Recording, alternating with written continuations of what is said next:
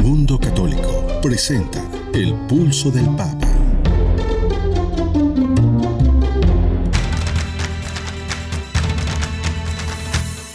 El Pulso del Papa, desde Ciudad del Vaticano.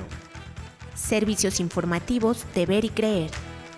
La actividad pontificia y los acontecimientos de relevancia mundial, con enlaces directos a Radio Vaticana, CENI y Vatican Information Services. El Pulso del Papa, desde Ciudad del Vaticano. Servicios informativos de Ver y Creer.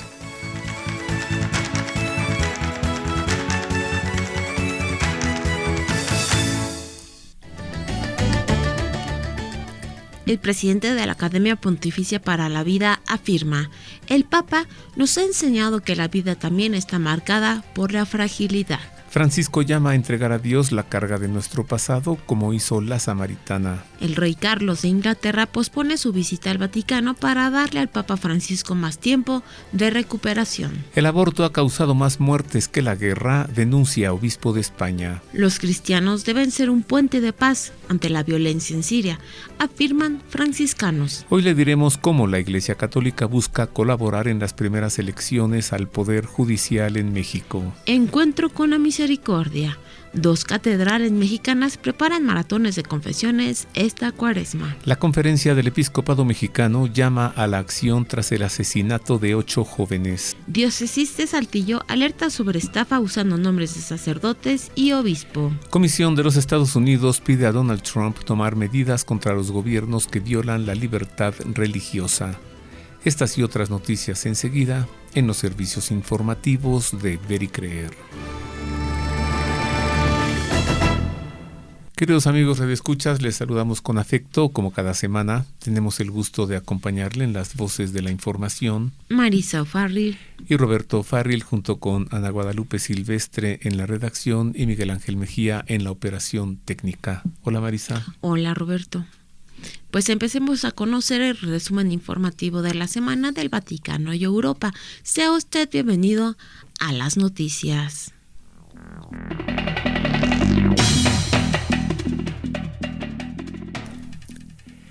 Iniciamos con información procedente de la sede apostólica para darle a conocer que el presidente de la Academia Pontificia para la Vida, Monseñor Vincenzo Paglia, aseguró que en los 38 días en los que el Papa estuvo hospitalizado, ha mostrado que la vida también está marcada por la fragilidad, una circunstancia que la sociedad no tiene que descartar. Y agregó que la fragilidad no hay que rechazarla, no hay que descartarla. Así lo dijo Monseñor Paglia durante la presentación de la Conferencia Internacional sobre la Longevidad que ha impulsado el Vaticano.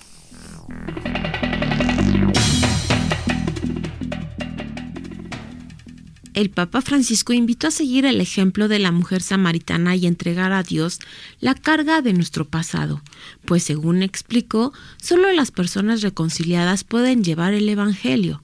Aunque nuestra historia nos parezca pesada, complicada, tal vez incluso arruinada, siempre tenemos la posibilidad de entregarla a Dios y comenzar de nuevo nuestro camino.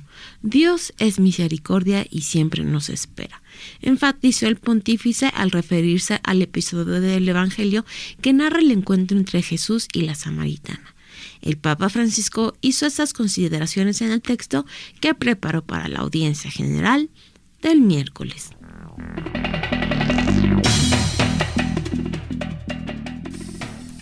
En más del Papa, a manera de prueba de vida, ante los rumores de que él ya había muerto, Francisco se mostró por primera vez en público al mediodía del pasado domingo 23 de marzo, después de 38 días de ingresado con una neumonía bilateral en el Hospital Gemelli de Roma. El pontífice se asomó a un balcón del 5º piso, sentado en una silla de ruedas, con signos visibles de fatiga al respirar y con el rostro bastante hinchado.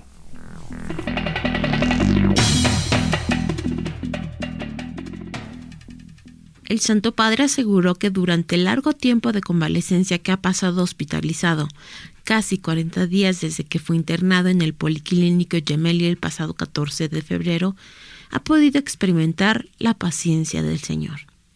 En este largo tiempo de convalecencia he experimentado la paciencia del Señor, que también veo reflejada en los inalcanzables cuidados de los médicos y del personal sanitario, así como en los cuidados y esperanzas de los familiares de los enfermos, señaló el pontífice.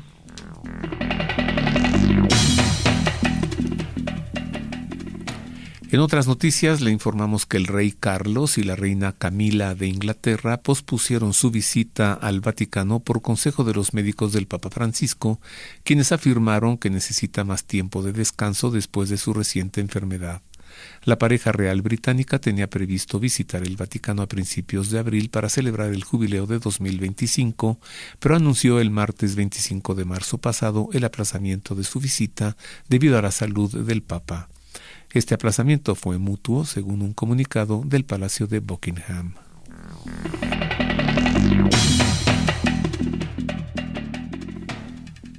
El Papa Francisco designado a Monseñor Bernardito Auza como nuncio apostólico ante la Unión Europea. Hasta ahora se desempeñaba en el mismo cargo en España y Andorra. Monseñor Bernardito, nacido en Talibón, Filipinas, en 1959, fue ordenado sacerdote en 1985 y es doctor en Sagrada Teología. Ingresó al servicio diplomático de la Santa Sede en 1990, trabajando en las nunciaturas de Madagascar, Bulgaria y Albania, además de la Secretaría de Estado y la representación ante la ONU en Nueva York.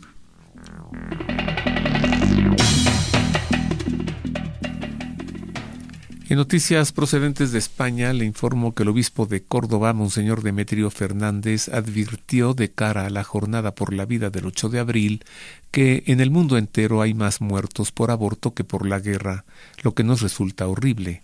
En su misiva difundida el 20 de marzo, el obispo señaló que el sí a la vida encuentra hoy escollos a salvar, como es la reivindicación del derecho a decidir la matanza de esa vida si no resulta placentera. Al mismo tiempo denunció que el aborto se ha generalizado en España, de manera que son más de 2,5 millones los niños que ya han sido abortados desde que se aprobó la ley del aborto de 1985.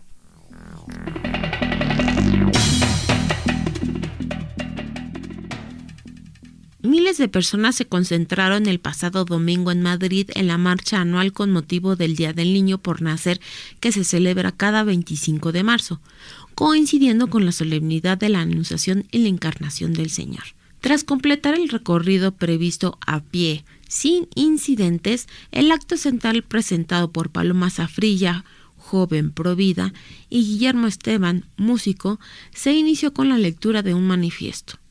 En él se reivindicó el derecho a la vida de todo ser humano que debe ser tratado de acuerdo a su dignidad única, en todas las etapas de su existencia, y se rechazaron todas las leyes contra la vida humana.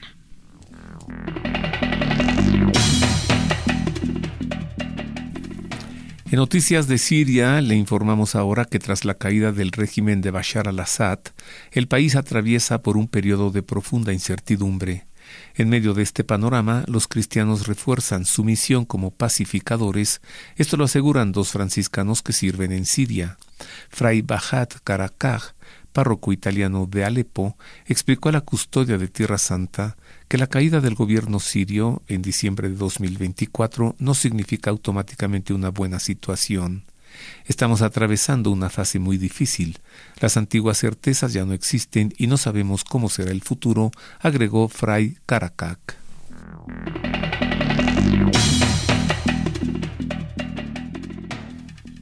Más de 500 sacerdotes designados en 2016 por el Papa Francisco como misioneros de la misericordia con la misión de predicar y llevar por el mundo el mensaje de reconciliación se reunió del 28 al 30 de marzo en Roma en el marco del Jubileo de la Esperanza. Se trata del 6º gran evento enmarcado en el Año Santo que pondrá el foco en el perdón y la reconciliación en un mundo que anhela el mensaje misericordioso del Evangelio.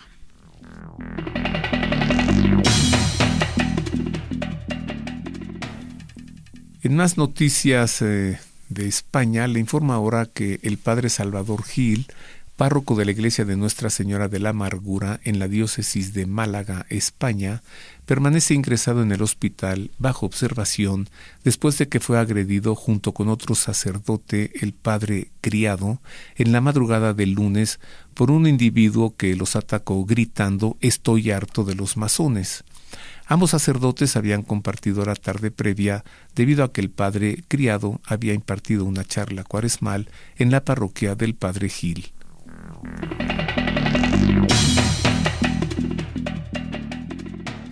Y hasta aquí lo acontecido en el Vaticano y Europa. Más adelante no se pierda lo acontecido en América y México.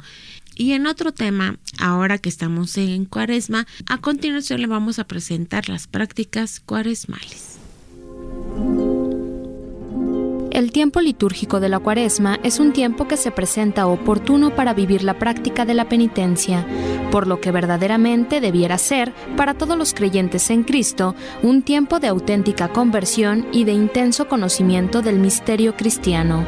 Es un tiempo de desierto que empuja a la soledad, a la aridez, a donde no hay agua ni alimento, a donde no hay nada, pero desde donde el Creador llama a su criatura para sostener un encuentro en el callado silencio de la soledad que luego invade con su cercana y divina presencia, rompiendo el velo del encuentro entre lo humano y lo divino.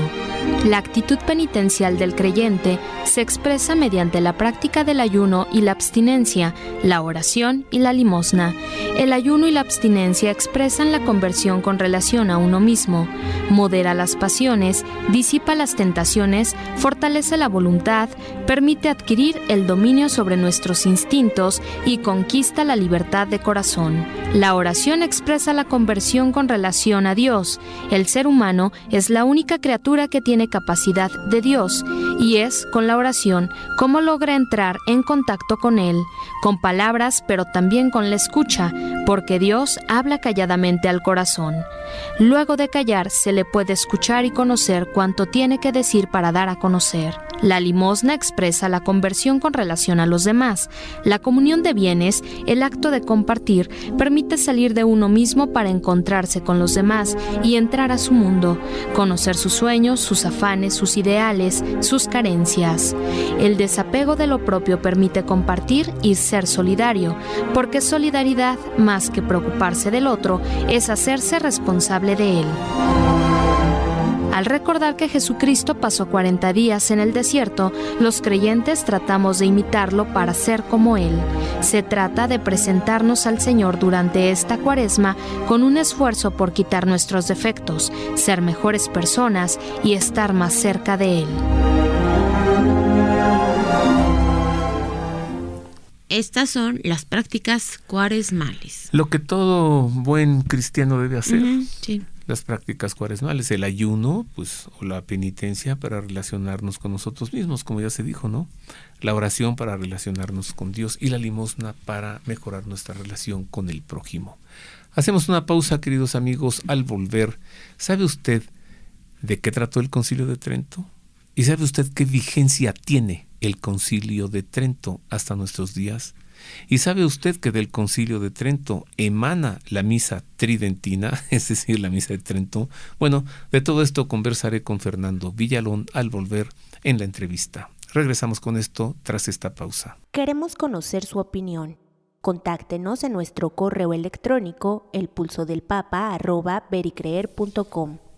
Ya estamos de regreso, queridos amigos, ahora para dar paso a la entrevista. Como le dije, trataremos el tema del Concilio de Trento y tendré el gusto de conversar con Rodrigo Fernández Díez y con Fernando Villalón. Rodrigo es romanista y Fernando es abogado. Bienvenido, Rodrigo. Muchas gracias, muchas gracias. ¿En qué universidad andas enseñando hoy? Actualmente en ninguna, pero di Y yo diciendo. pero di hasta hace poco en la Universidad Panamericana y en el Tecnológico de Monterrey. Cristiandad versus cristianismo. ¿Cuál es la diferencia? Pues yo no diría versus, más bien son complementarios. Ahora, ¿cuál es la diferencia? Cuando hablamos del cristianismo hablamos principalmente de la doctrina cristiana y de la vida del cristiano, que es más interior y más privada quizá, en cierto modo. En cambio, cuando hablamos de cristiandad, es el conjunto de instituciones públicas en las que se refleja la vida del cristiano. Digamos que tiene una dimensión más bien colectiva, una proyección política, y es uno de los aspectos del reino de Dios, ¿no? Cuando rezamos el Padre Nuestro, no nada más le pedimos a Dios pues favores personales. Para empezar, en el Padre Nuestro rezamos en plural, como comunidad. Y en segundo lugar, pedimos que venga su reino y que se haga su voluntad también en la tierra.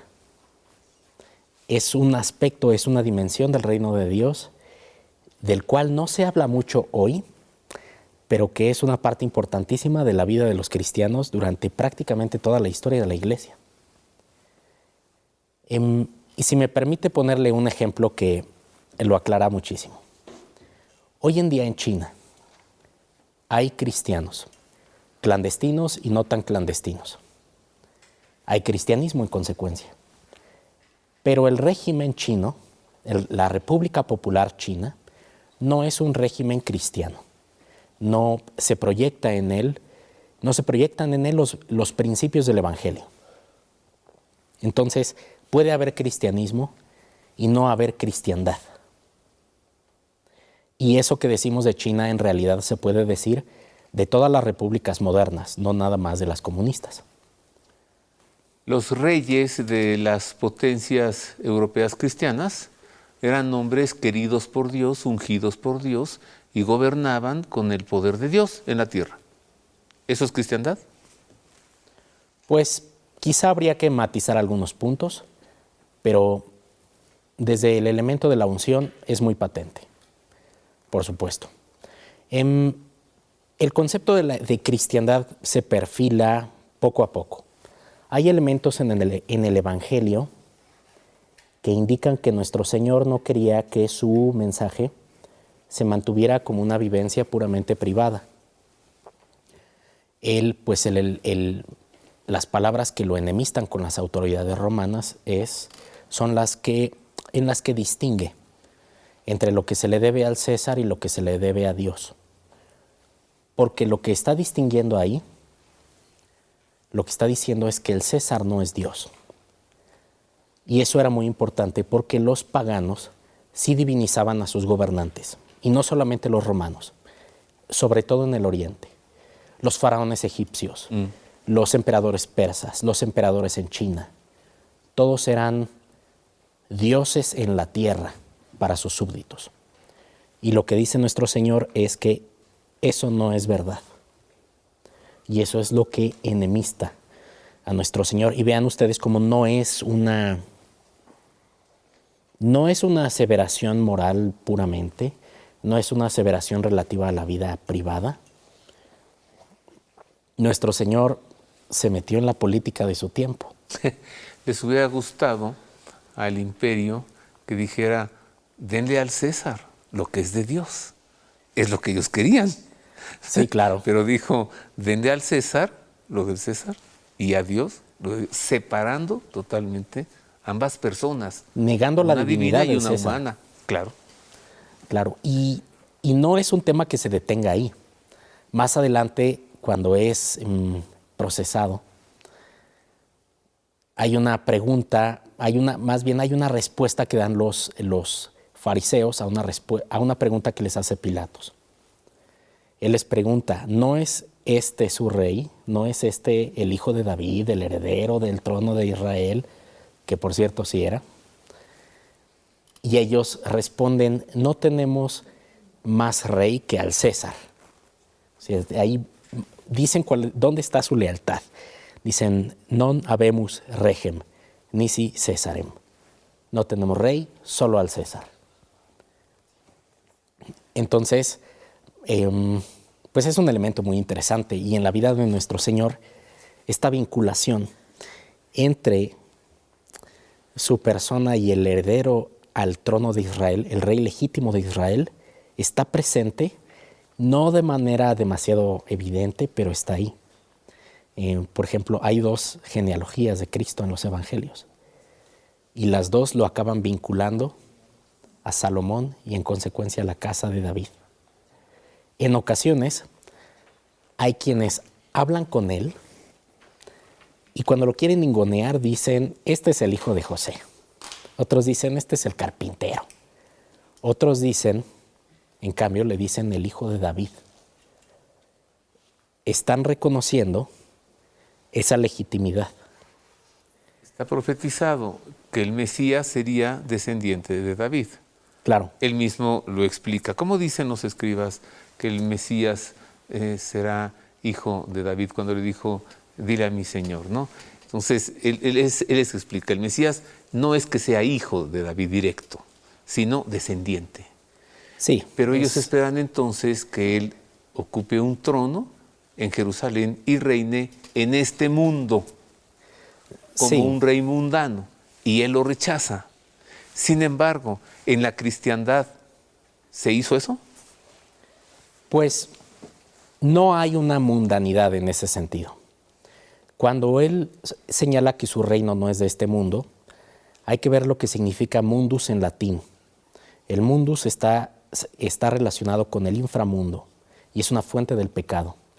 Es una acepción sobrenatural, más bien preternatural de lo que es el mundo. Y él cuando señala no es de este mundo, a eso se refiere. Ahora, no es nada más un descendiente de David. Siguiendo las reglas de la sucesión hebrea, él sería el heredero al trono de David. Esto los romanos lo saben por el censo en el cual fue inscrito él junto con su papá cuando su nacimiento, por eso se trasladan a Belén. Y los judíos también lo saben. Por eso cuando le traen a aquella prostituta para ver si la sentencia a ser apedreada o no, el someterlo a su juicio es reconocer su jurisdicción. Hay un paralelismo ahí entre la figura de nuestro Señor y el rey Salomón. El hacer justicia como juez es uno de las prerrogativas de la realeza. Bueno, ¿qué tiene que ver el Concilio de Trento con cristianismo y cristiandad? Bueno, con cristianismo todo. Con todo. Y con la cristiandad también. El Concilio de Trento es uno de los grandes concilios que tiene la Iglesia y es poco entendido, es el gran concilio. La parte siempre se ve como si fuera algo viejo, pero es extraordinario.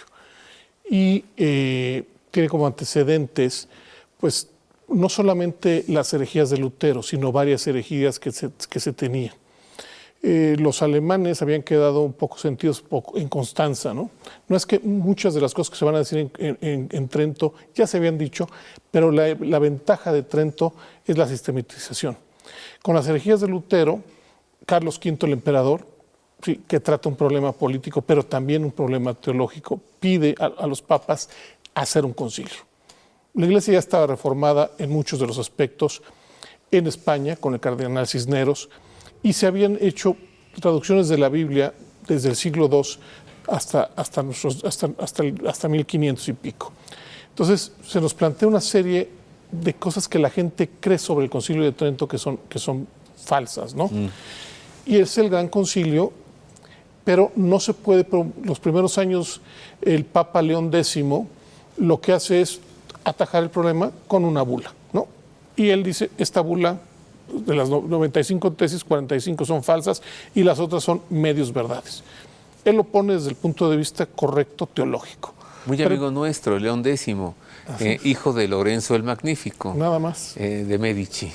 Y vienen diferentes papas, se va a pelear Carlos V porque los papas, muchos de ellos, toman partido por los franceses, tratan de sacar a Carlos V de sus dominios italianos.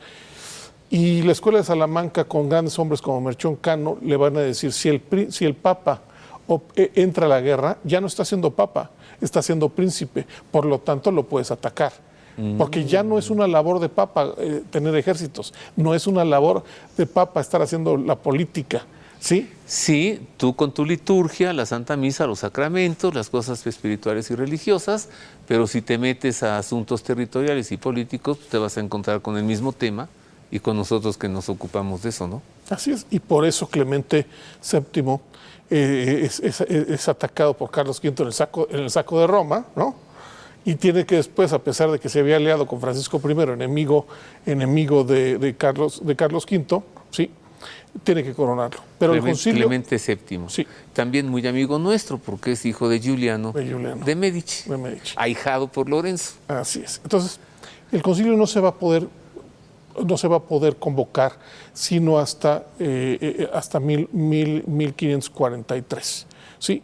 Y no sé por qué hay guerras, porque los príncipes tratan de no ir, los protestantes tratan de no ir, se va escogiendo, el Papa propone Vicencia, pero Vicencia está peleada con los venecianos y los venecianos no quieren ir allá porque se sienten que los pueden apresar.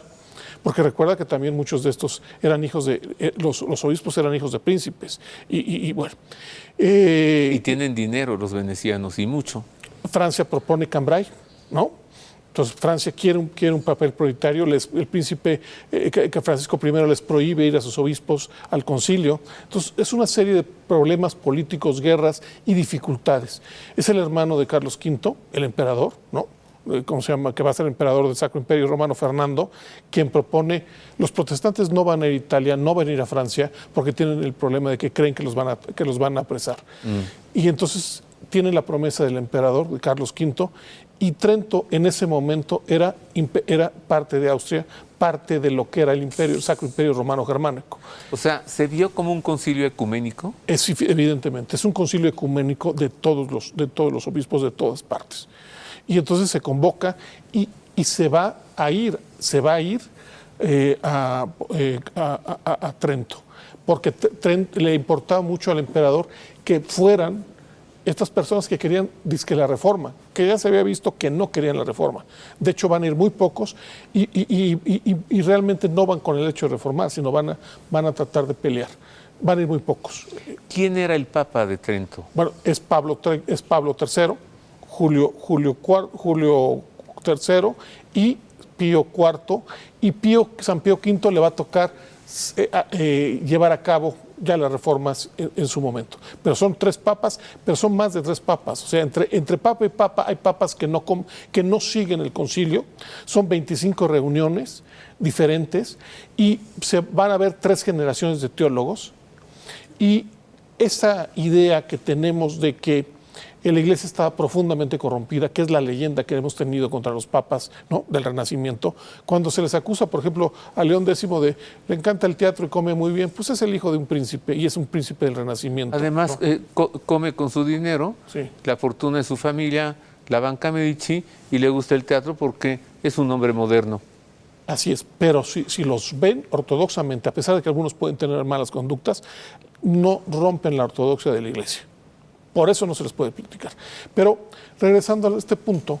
es que, perdón, a mí me da mucha pena ver esas biografías de papas que pasas uno tras otro. Este papa fue un papa mundano, este fue un papa humanista, este fue así, con una palabra los califican. Claro. Tan a la ligera, sin ver todo su contenido, porque del papa, ¿qué nos interesa?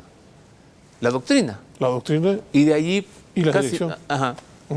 Entonces, el Concilio de Trento es importante porque va a negar, o sea, si hubiera esa corrupción tan importante, no tendríamos un concilio de tantas mentes brillantes, ¿sí?, que dominaban la patrística, que dominaban la teología, los cánones y el derecho canónico, de una manera impresionante como no se ha juntado generaciones. Y es tan rico. Fíjate, en el siglo XVI tenemos 161 santos, y muchos de ellos antes del concilio, no solo San Ignacio de Loyola, sino varias monjas, varias gentes, San Juan de la Cruz, Santa Teresa. Tenemos la Madre Superior de las Ursulinas, tenemos grandes, y después del concilio San Carlos Borromeo, pero van a estar papas como San Pío V, que va a ser cardenal y va a estar ahí. O sea, va a estar ahí. ¿Le tocó Lepanto? Le tocó Lepanto. La Santa Alianza. Exactamente. Defendió a la Europa cristiana del embate sarraceno. Así es. Bueno, esto nos habla de los movimientos que ha tenido, de la cristiandad hasta nuestros días. ¿En qué momento estamos parados hoy? Pienso que muchos católicos, ya decías tú, como que se anhela una autoridad de gobierno creyente, católica, religiosa, pero que no estamos dispuestos a que un clérigo ejerza un gobierno civil, ¿no? Tenemos muy poco tiempo de programa. Rodrigo. Bueno, Diego, Fernando, perdón. Sí, lo que estábamos comentando es un concilio muy moderno por las mentes que están ahí y hace que la persona empiece a estudiar su religión, como lo habíamos dicho, de una manera extraordinaria. Pero va a haber, las cofradías habían nacido hace tiempo, pero van a empezar las adoraciones nocturnas, van a empezar una serie de obras que van a ayudar no a quitar al sacerdote, sino a acrecentar esa cristiandad en el día a día. Es un movimiento profundamente moderno, como se nos quiere presentar, como si el Concilio del Vaticano II lo había hecho. Esto viene 500 años antes. O sea, la devoción popular. La devoción se promueve. Sí, claro, pero además se promueve una serie o sea, la Eucaristía los jueves o que haya esas cofradías que van a estar con el Santísimo, y promueve muchas obras más, ¿sí? Y va a ayudar a que pueda haber una defensa de la fe, ¿sí? No solamente en los teólogos, sino en los propios católicos al estudiar su catecismo, al poder responder las preguntas que les hacían los protestantes. ¿Sabes a qué me suena? A democracia. Democracia, ¿no? El pueblo, pero que participe. Pues yo creo que es la primera vez. Si no pueden ser liturgos, sí, pero sí devoción popular. Así es, pero con un mayor conocimiento de una devoción popular. Ajá, claro. Porque no un pietismo. No. Una devoción. ¡Au! Se nos fue el tiempo. Tengo que hacer una cosa, se los propongo. Regresen, ¿no? Encantado. Y hagamos una segunda parte de este programa, porque creo que hay mucho más todavía de lo que sale del Concilio de Trento. Como me dice mi floor manager, que tenemos 1 minuto, una conclusión por ahora, medio minuto. Vas, Rodrigo. El Concilio de Trento es lo que le da a la cristiandad aire para sobrevivir los siguientes siglos, hasta su total destrucción. ¿Cuándo fue la destrucción de la cristiandad? En las revoluciones liberales de inicios del siglo XIX. ¿La francesa? Francesa y extensión a América. ¿La rusa? También, es el último eco de la misma. Fernando, ¿qué concluyes por ahora? Bueno, yo creo que el Concilio de Trento no se ha hecho otra cosa más grande y en los sacramentos. Nadie puede ir en contra de de las constituciones por los sacramentos, que es una belleza. Les recomiendo que los lean. Es de una claridad profunda, hermosa. ¿Los documentos de Trento? Los documentos de Trento. Es hermosísimo. Hermosísimos, Fernando. Pues esperemos que tras esta entrevista y tras lo que nos has dicho tú y Rodrigo, pues nos animemos a conocer esos documentos del Concilio de Trento y saber también del gran valor que ha aportado este concilio a nuestra Iglesia. Muchas gracias a Fernando Villalón y a Rodrigo Fernández Díez por su sabiduría compartida. Nosotros, queridos amigos, hacemos una pausa y volvemos con noticias de América y de México. Haga suyo este espacio. Le invitamos a enviar sus sugerencias y opiniones a nuestro correo electrónico elpulsodelpapa@vericreer.com. Continuamos, queridos amigos, con más de El Pulso del Papa, los servicios informativos de Ver y Creer. El próximo 5 de abril estaremos celebrando a San Vicente Ferrer, un gran fraile dominico, quien es doctor de la Iglesia. Marisa, ¿tendrías tú la bondad de presentarnos la geografía de San Vicente Ferrer? Oh, sí, claro que sí, con mucho gusto. Venga, un gran predicador dominico. San Vicente Ferrer, uno de los más grandes predicadores que ha dado la Iglesia, nació el 5 de abril en Valencia, España. De sus padres aprendió a dar limosnas a los pobres, pues de ellos recibió la encomienda de engregar las cuantiosas limosnas que su familia solía repartir. También le enseñaron a hacer una mortificación cada viernes en recuerdo de la pasión del Señor y cada sábado en honor de la Virgen Santísima, prácticas que cultivó durante toda su vida. Desde muy joven ingresó a la orden de predicadores y a los 21 años de edad ya era profesor de filosofía en la universidad. Contemporáneo de Santa Catalina de Siena, le tocó vivir el cisma de Occidente con papados en Roma y antipapas en Aviñón. En una visión, Jesucristo le confió, acompañado de San Francisco y de Santo Domingo de Guzmán, la tarea de predicar por ciudades, pueblos, campos y países. Así, los siguientes 30 años de su vida recorrió el norte de España, el sur de Francia, el norte de Italia y Suiza, entregado a la predicación, con la que convirtió a más de 10,000 judíos y otros tantos musulmanes. Las multitudes se congregaban en los campos, en grupos de más de 15,000 personas para escucharle. Su voz sonora, poderosa y bien modulada permitía que le escucharan a grandes distancias. Vicente murió en plena actividad misionera un miércoles de ceniza el 5 de abril de 1419. En su proceso de canonización constan más de 860 prodigios o milagros practicados durante su vida y después de morir. Muchos testigos declararon durante el proceso que aunque Vicente hablaba en valenciano, ellos le entendían perfectamente en su lengua nativa, pues era comprendido por castellanos, franceses, vascos, italianos del Piamonte y de Lombardía. San Vicente Ferrer fue canonizado en 1455 a 36 años de su muerte. Santazo, San Vicente Ferrer.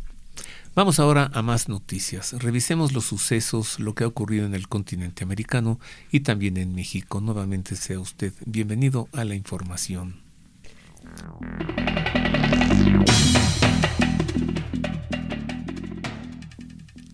De cara a las elecciones del próximo 1 de junio, en las que por primera vez se elegirá por voto popular en México diversos cargos del Poder Judicial, la Arquidiócesis Primada del país se ofreció como una plataforma de divulgación para los aspirantes que desean dar a conocer su perfil y propuestas. Estos comicios son resultado de la reforma al Poder Judicial, aprobada con el Congreso de la Unión en septiembre de 2024. Que permitirá la elección de 881 cargos judiciales a nivel nacional y local. Entre los puestos a renovar se encuentran ministros de la Suprema Corte de Justicia de la Nación, magistrados del Tribunal Electoral y jueces de distrito.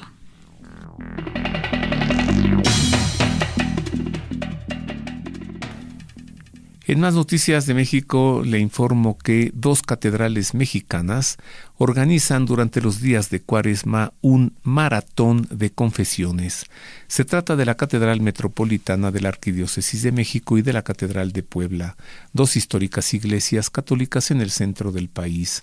En ambos casos, durante un día, un gran número de sacerdotes estarán disponibles durante varias horas para absolver los pecados de los fieles que participen en estos 2 maratones de confesiones.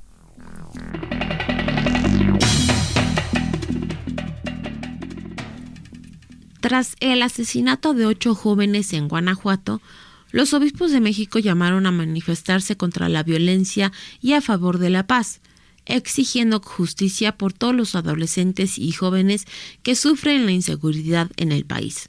A través de un mensaje firmado por representantes de la Conferencia del Episcopado Mexicano, la Conferencia de Religiosos y la Compañía de Jesús en México, se advirtió que la ola de violencia está afectando principalmente a los menores. Cada muerte nos llama a cuidar su vida y poner los medios para protegerlos de la maldad que busca atraparlos y llevarlos a la oscuridad, señala el comunicado.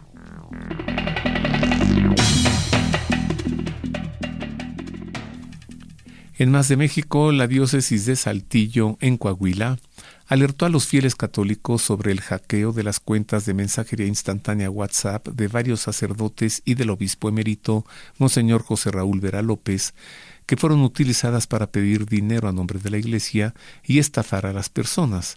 La Oficina de Comunicación de la Diócesis informó a la agencia Así Prensa que esta semana se reportó el uso fraudulento de los números telefónicos de 2 sacerdotes y del obispo emérito.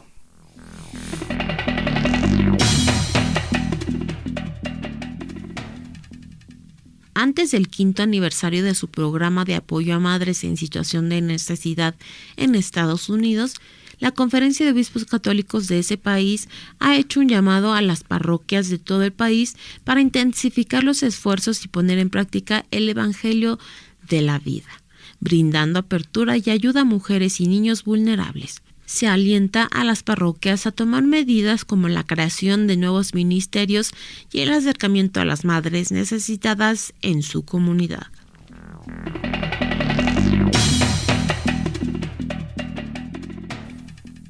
En información que nos llega de los Estados Unidos, le damos a conocer que la Comisión para la Libertad Religiosa Internacional del país instó al presidente Donald Trump a garantizar que las violaciones de la libertad religiosa por parte de gobiernos extranjeros tengan graves consecuencias como sanciones para los agresores. El informe recomienda realizar cambios de políticas apropiadas para demostrar consecuencias significativas y fomentar un cambio positivo. El documento además insta a la administración Trump a imponer consecuencias a los países que el Departamento de Estado de los Estados Unidos actualmente designa como países de particular preocupación.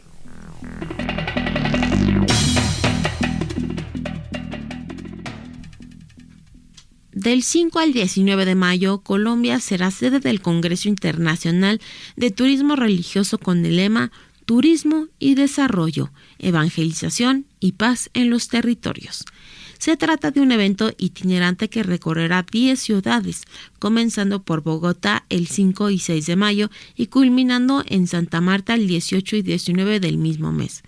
El congreso es organizado por la Conferencia Episcopal de Colombia, la Red Mundial Turismo Religioso y la Corporación Organización Minuto de Dios.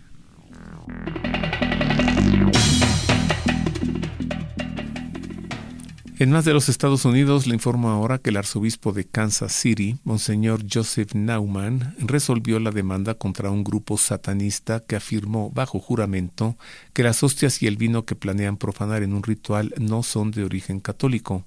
El 14 de marzo, Monseñor Naumann presentó una demanda en el Tribunal de Distrito del Condado de Leavenworth, solicitando una orden para que el cofundador del grupo satanista devolviera la Eucaristía. El acusado se había jactado en línea de poseer una hostia consagrada que sería profanada durante una próxima misa negra.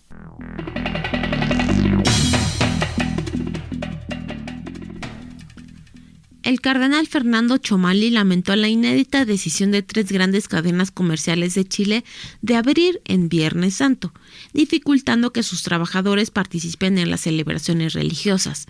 El arzobispo de Santiago y cardenal primado de Chile se reunió con representantes de los sindicatos de Falabella, Ripley y París, 3 grandes cadenas de tiendas que manifestaron pesar ante la inédita jornada laboral programada para el viernes 18 de abril.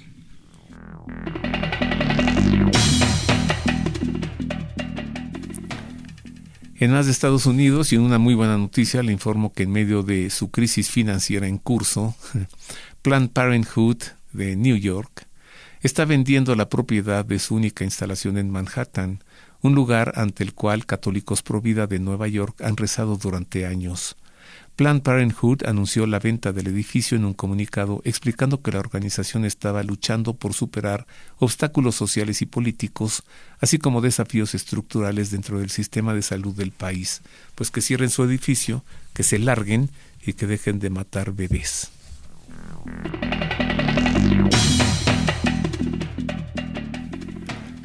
Y hasta aquí el resumen informativo de América y México. Y hasta aquí terminan las noticias. Usted ha quedado debidamente informado. Ahora, si quiere quedar más informado, le recomiendo que se haga de mi nuevo libro, Las Reliquias de Jesucristo. Va a conocer usted objetos sagrados que estuvieron en contacto con el cuerpo de nuestro Señor y también sitios sagrados de nuestro mundo en los que Él ha estado, muchos de la Tierra Santa. Este libro se llama Las Reliquias de Jesucristo. Lo encuentra usted en librerías Verbum y también en la Casa de San José. También le invitamos a visitar nuestros canales en YouTube. Roberto O'Farrill es un canal, el otro es Ver y Creer. Y Marisa O'Farrill en Facebook e Instagram. Y también ahí usted en nuestros canales de YouTube tendrá mucha más información. Hay muchos videos que le serán de gran utilidad para su conocimiento. Suscríbase también a nuestros canales en YouTube. Nos vamos, es todo por ahora. Agradecemos que haya estado con nosotros. Ha sido un gusto hacer esto para usted. La redacción a cargo de Ana Guadalupe Silvestre, la operación técnica a cargo de Miguel Ángel Mejía, y en las voces de la información le hemos acompañado Marisa O'Farrill y Roberto Farril. Yo le deseo de todo corazón que Dios le bendiga. Marisa, vamos al cine, ¿no? Ya está la película de San José. Vamos, claro que sí. Vamos a ver a San José. Claro. Con palomitas o sin palomitas, pero... Gracias, amable público. Te abrazo de todo corazón. Dios le guarde. Y le dejamos con la bendición del Santo Padre. Dominus vobiscum. Et cum spiritu tuo. Sit nomen Domini benedictum. Et hoc nunc et usque in seculum. Aiutorium nostrum in nomine Domini. Qui fecit caelum et terram. Benedicat vos omnipotens Deus, Pater et Filius et Spiritus Sanctus. Amén.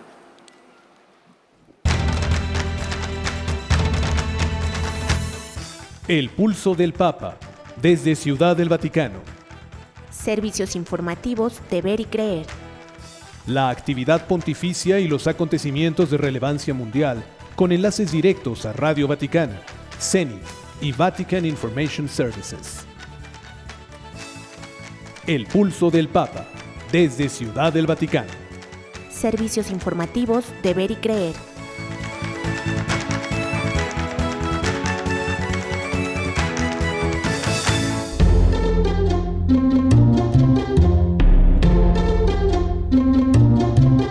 Mundo Católico presenta El pulso del Papa.